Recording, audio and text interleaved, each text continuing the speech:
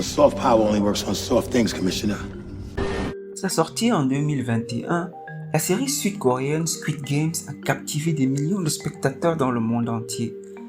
Et ce n'était pas qu'un succès télé, c'était un coup de maître de rayonnement culturel. Sans tirer un seul missile, la Corée du Sud a réussi à booster sa culture dans le monde, sa langue et son esthétique sur la scène mondiale. Ce n'est pas un cas isolé. Depuis une décennie, les pays asiatiques comme le Japon, la Corée du Sud ou encore Singapour sont de plus en plus influents à l'échelle mondiale. Comment expliquer cela? Grâce à une arme invisible mais redoutable, le soft power.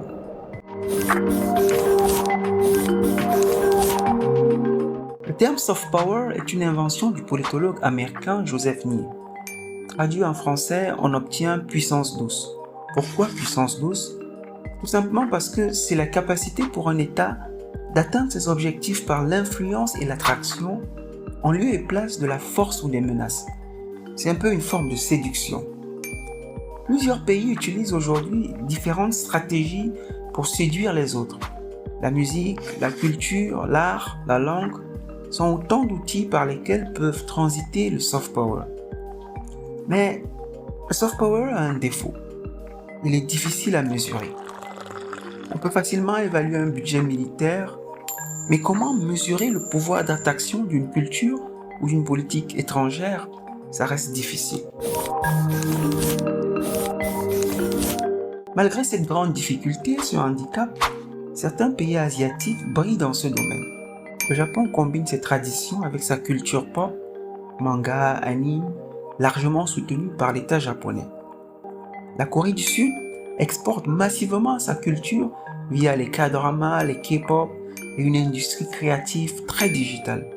La Chine, elle, mise sur son histoire millénaire, ses langues et ses arts.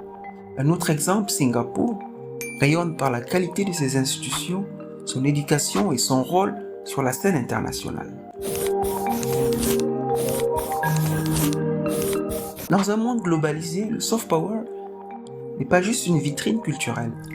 C'est une arme d'influence diplomatique et un levier économique majeur. Les pays émergents ont donc tout intérêt à s'en inspirer. Le soft power, c'est donc la capacité à séduire plutôt qu'à contraindre. Et comme l'a dit Joseph Nye, son inventeur, les résultats les plus durables viennent souvent de l'influence, pas de la force.